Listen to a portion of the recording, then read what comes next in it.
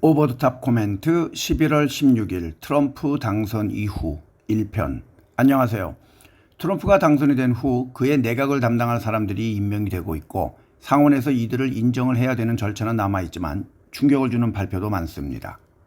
먼저 트럼프는 새 행정부에서 핵심적인 역할을 할 국경의 담당자로 전 이민국 책임자를 지명했고 뉴욕 출신의 확고한 이스라엘 지지자이자 공화당 의원인 앨리스 스테파닉을 유엔 주재 미국 대사로 임명했고 그녀는 팔레스타인 난민을 위한 유엔 기관의 자금 지원을 차단할 것을 제안했습니다. 또한 무슬림이 다수인 6개국에 대한 여행 금지령을 고안했던 사람을 백악관 정책 부참모장으로 임명했습니다. 또한 2016년 대선 경쟁을 했던 매파인 마르코 루비오 플로리다 상원 의원을 국무장관으로 지명했고 내각을 구성하면서 친동맹국, 중국 회의론자 내지 강경론자, 플로리다 출신 의원들에게 크게 의존하고 있습니다.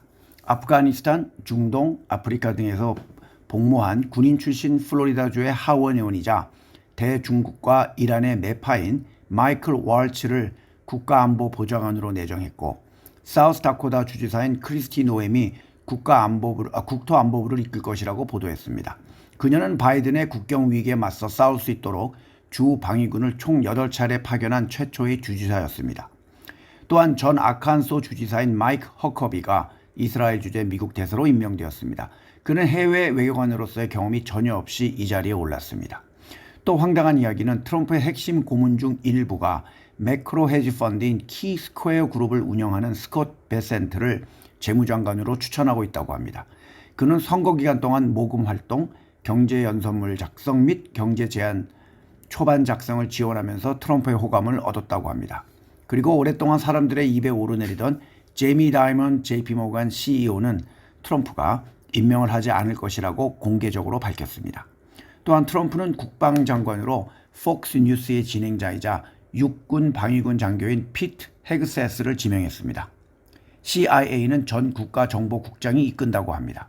더 황당한 임명은 미성년자 성매수 혐의로 수사를 받고 있는 구구인 플로리다주의 맷 게이츠 하원 의원을 자신의 법무장관으로 지명할 것이라고 했습니다.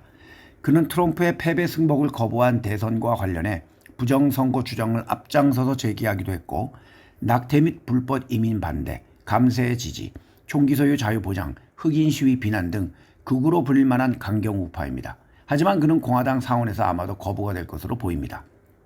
또한 미국 상원이 일론 머스크가 상원 대표로 지명한 사람인 플로리다 출신 트럼프의 추종자인 릭 스콧을 거부하고 대신 사우스다코타주 출신 존 튜닝을 지명했고 트럼프는 우크라이나 전쟁에서 러시아를 옹호한 것으로 보이는 전 의원인 툴시 가바드를 국가정보국장에 임명했습니다.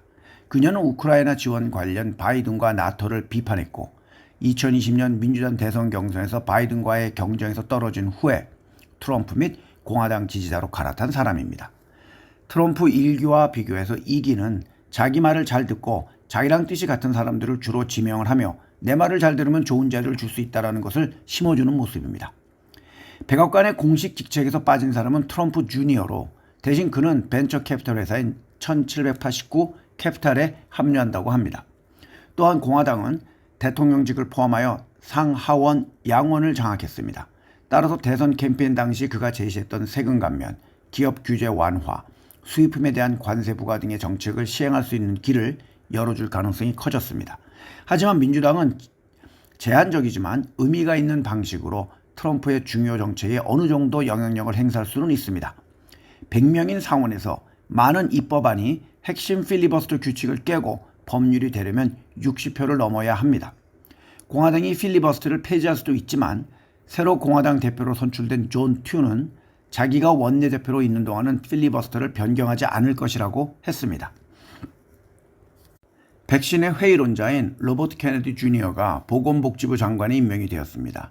이제 그는 그의 주장이던 Make America Healthy Again, 마하를 표방하며 공중보건을 재편할 가능성이 크며 의료 서비스 회사들은 트럼프 정부 하에서는 규제가 완화될 것으로 예상하고 있습니다. 하지만 미국의 제약회사의 주가는 금요일 큰 폭으로 하락했습니다. 또한 미국의 식품의약국은 곧 위험한 식품 염색약의 대표적인 예인 적색 3호에 대한 입장을 밝힐 것으로 예상됩니다. 이것은 미국인이 섭취하는 수많은 것들, 즉 사탕에서 감기약까지 쉽게 발견이 될 수 있는 것입니다. 케네디 주니어는 학교 급식에서 과도하게 가공된 식품 사용을 금지하겠다고도 말했습니다. 내일은 그의 정책이 미국의 다른 국가와 산업에 어떤 영향을 미쳤는지에 대해서 이야기를 해보겠습니다. 트럼프가 많은 사람들이 이야기하듯이 미추광이가 아닌 관종이 아닌 바보가 아닌 현명한 판단을 하는 사람이길 기대합니다.